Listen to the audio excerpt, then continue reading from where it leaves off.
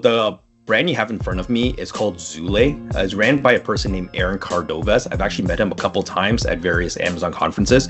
Really smart dude. Their entire home kitchen brand, they do about $50 million annually. They have the #1 milk frother on Amazon. So as you can see, in the past 30 days, they sold 50,000 units. Insane amount, okay? So not only do they have the #1 milk frother, they have the #1 garlic press and the #1 lemon squeezer. Mind you, these are home kitchen products that are like 15 bucks, sub $20, and they sell tens of thousands a month. Very humble guy, very smart, and I've seen him break down a lot of Amazon listings, and a lot of things we do is because I learned from him. So #1, most of the time you're gonna have like a product here, and most people do product on white shots because that's what Amazon allows you to do, and it's essentially just the milk frother by itself, or the hero product. But you can see like they've added a lot of things in this main image to just get people to click. More impressions, your image, like if you have a lot of impressions and you increase your click-through rate, assuming your conversion rates and everything else stay the same, technically if you could double the amount of click-throughs, you should double the amount of sales. So there's always like a funnel, right? More impressions, more click-through rate, and more conversions. If you could tweak each one of these levels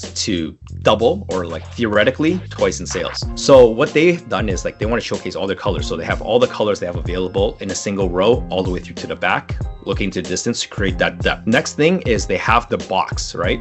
So this box is actually 3D rendered, but you could also take a picture alongside of your product. You can see on the side they wrote lifetime warranty right on it. So that's your USP, unique selling proposition. What makes your product unique than the competitions that you could showcase, right? So lifetime warranty, they have like millions of units sold, 80 plus colors, boom. Simple, easy to read.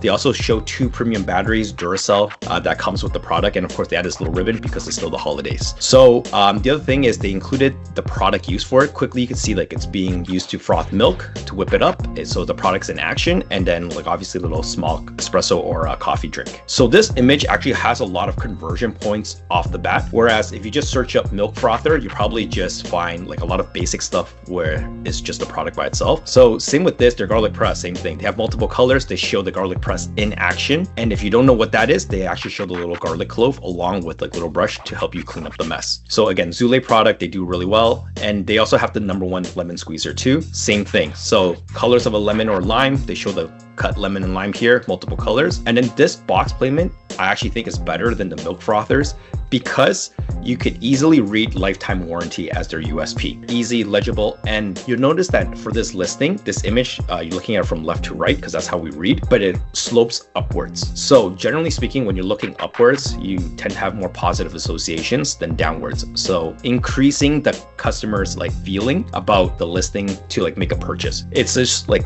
consumer psychology. Anything that's positive associations tend to do better. So moving forward, here's another like listing that we've worked on a while back. These guys are no longer in business. That's why it's not available. But at one point, as you can see, they had like 1,000+ reviews. They did very well.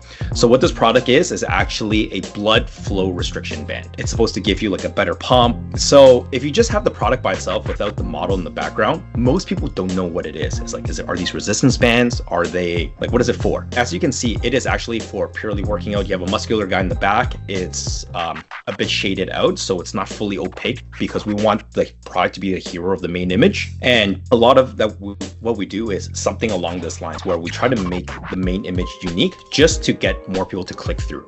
Right? The rest of your gallery can look amazing, but if people don't even click on your listing, it's kind of pointless. This one is just for learnings purposes. So if you look at chef knife out in the market, very competitive niche, right? Like if you look up 10,000+ reviews, 10,000+ listings or results, everybody's here kind of like looks the same, but there are some subtle differences that makes some of them stand out. So for example, most of them have the knife pointing down because safety.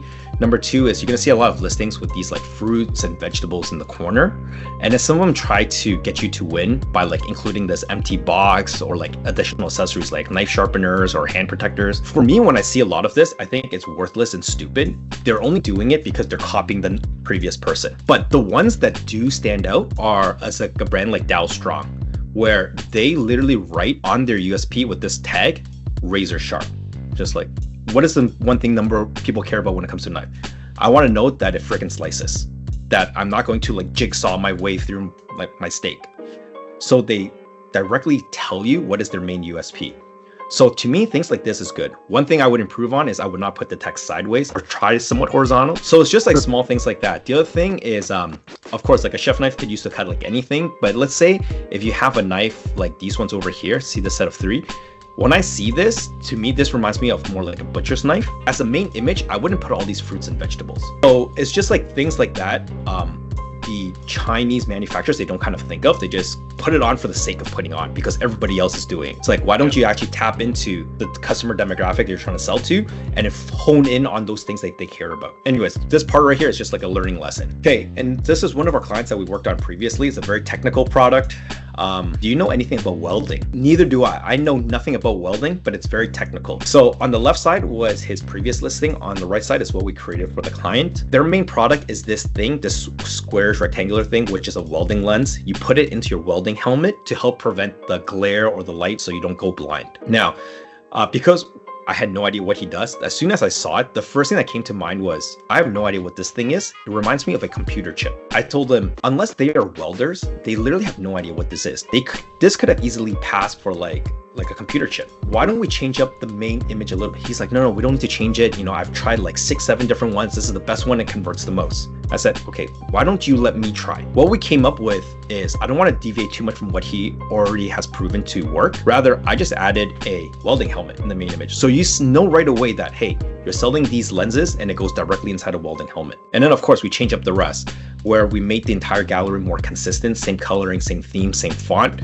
And we used a lot of, redid his headlines. So it talks towards the main proposition that he was trying to sell. So in this case, like his lens is better than everyone's because it's very clear. You have like true color, all of these things. So we talk about it in every single one of our images, what the USP headline is. Not only that, it is ordered in a way where these are the things that matter most towards his customers. And this is taken directly out of his Amazon reviews. So like customer feedback, reviews, whatever, we've taken all the main things, and then we make sure these are the points that people like the most according to your reviews. And we make sure those go in image 2 instead of like image 6, which is like further down. And then just a lot of other things like the customer wants to know afterwards, like, is it lightweight enough to fit in my helmet? Because they're wearing it all the time for work. And then does it fit in my helmet? So optimal for most hoods, along with various brands that it fits inside. So that's just kind of give you like an overall look when it comes to doing the gallery after the main image. Another example is this one here, Prestige Imports. They did water tumblers, and they wanted to compete with Stanley, Yeti, all the big major brands. Like each one of these things sell for like what, 50, 60 bucks. He's like, oh, I'm like a low cost competitor, and then I does similar functions, features, etc. So on the left is what he did. He did it off himself in Canva, very inconsistent, no color, no branding, no font, and his USPs were all over the place. And I said, what is the main thing to set you apart from the rest of your competition? Because every one of these insulated tumblers can have hot cold features. Like, what is the true thing that makes yours different? He's like, oh, my number one thing is that my bottle fits in all your cup holders in your cars. And I said, okay, is this an actual thing? So I actually tested my own Yeti at home, and then I realized my Yeti bottle actually doesn't fit inside my car cup holder. I had no idea, it never like crossed my mind. His actually does. And he says that's the number one thing that people are looking for, because he's saying that as a consumer, that's what he was looking for. That's why he started selling this product. So I said, great, let's make that your number 2 image. Okay, cup holder friendly, it fits in the vehicle along with the sizing. So if that is your main USP that you want to sell, he originally had at image number like 8 at the very end. And that's assuming people click all the way through to number 8. So it was just, again, reordering things that matters most towards the customer and then knocking those down so that by the time they get to the end, you've already answered all their major objectives first, and any red tape that they have being canceled out. And then if I was to deep dive into their listings like a little bit more, just like small things, like this is the main image comparison, his originals on the left, what we did on the right. Mind you, the images that were provided to us was all provided by the customer. So we did not take any original imaging. We just asked them, hey, give me your raw images. He's like, do I need a professional photographer? No, you don't have to. Take it with your iPhone against a white background. Make sure your lighting is consistent. So the lighting off, natural lighting, and then everything's taken in the same area, and give us multiple angles, top, down, left, right, whatever, and then we will curate it into something else. So this is what we did for his main images, showing the USP, again, like hot, cold right away instead of just a simple bottle. Next one is, again, the cup holder friendly thing. So we replaced it as his second image, talking about the thing that matters most. Another image is this one. So most of our images that we like to do in the gallery always involve some sort of USP headline, unique selling proposition, and then the headline to go with it, instead of just images by itself. On the left, he just had like 4 different angles of the product and then his brand. truthfully, on Amazon, unless you're selling a major brand like Nike, nobody really cares what your brand name is. They matter to you, but it doesn't matter as much to the customer. The customer wants to know if the product solves their problem, whatever the problem is. In this case, he talks about that his product actually has this silicone grip at the bottom, so that when you place it on a glass table, it doesn't bang, it doesn't shatter, it doesn't cause that noise. And again, I didn't realize this when I looked at all my Yeti bottles at home. They're all metal at the bottom. So if you have a glass table, you risk breaking or damaging or creating a lot of noise. And he actually has this silicone grip. And I'm like, let's emphasize that, because that is what will set you apart from the competition. So that's what we kind of did here. Another thing to also note is on Amazon, you'll see a lot of people do infographics, right? So usually there's a product in the center and then all of these things around it. So I learned this from Aaron Cardova's Zule, that home brand. He says that he used to do a lot of infographics, and I asked him, why did he stop? His main thing was it doesn't serve purpose to the customer. I asked why. The main reason is we read from left to right. If you have a product in the center, your eyes are now jumping 360 degrees all over this image to get the information. If you put all the information towards the left side or in a singular digestible format where you're reading left to right or top to bottom, it's much easier for somebody to absorb that information and make a decision quickly if they want to continue or not continue. You don't want to make it hard for the customer, make it easier. The next thing is, because Amazon only lets you have 7 or 8 images max, but most of the time people see 6 images, everyone tries to condense as much information into those 6 images. The problem is that you have information overload. So when you have information overload, you have analysis paralysis, people cannot make a buying decision. They aren't going to buy yours, they're just going to click off. So for example, the client here, he had a lot of these like texts, right? He says BPA free, 40 ounce, double wall stainless steel. Some of this stuff matters, some of it doesn't. For example, the stainless steel double wall, nobody knows what the hell that means. Right. Yeah, sure. Like, I know you're a tumbler, it's hot, it's cold. Whether it's double wall, triple wall, stainless steel, like, I don't give a shit. My main thing is, does it keep it hot? Does it keep it cold? So things like this is completely unnecessary and is removed. So what we end up doing is just focusing on the keywords here, the ones that truly matter, like BPA free, the total capacity, and if it's dishwasher safe. Usually for things like this, if you do it in odd numbers like 3 and 5, they tend to work better. Human minds just absorb things in odd numbers better, right? And ideally, less is more. So my favorite is always to go with 3. But of course, if your product is more technical and you want to provide that information, then 5 would be my go-to. Next thing is regarding lifestyle imagery.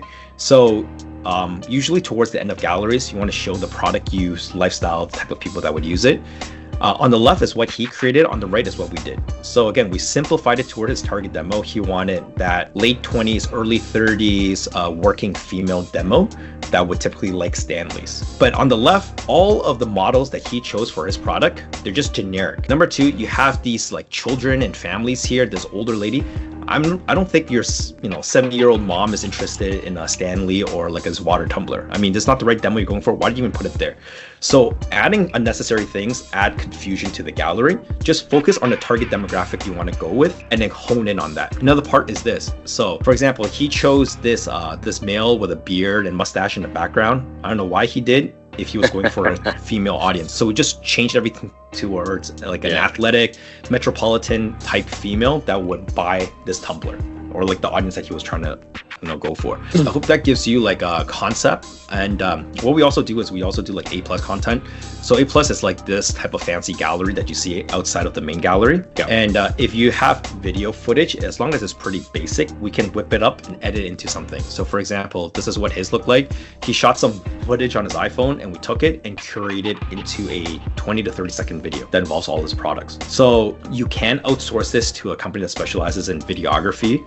But most of the time, if you have something simple, we can work on it and it'll probably get you at least 80 to 90% of the way there. And for most people, if you have a new listing, this suffices. This is sufficient to get a good baseline, and you're off to the races. And that pretty much summarizes what we do. So again, from a very top level, it's always some sort of product research, come on in, and then creating that main image for the USP, testing out a bunch of USPs. Usually you get like at least 3, sometimes up to 5, depending on which USPs you want to target. And then we do a gallery. The gallery is usually anywhere at least 6 or 7 images, sometimes 8, again, depending on the product, followed by the A+ content. And then that's pretty much it. And you go in and then you run PPC tours and then see what works. If you realize that you're not getting enough clicks coming to your gallery, all you have to do is just swap out your main image, try another one for a week, assuming your PPC budget and everything stays the same. Let's see if you just get additional click-through rates. If that doesn't work, try the next image.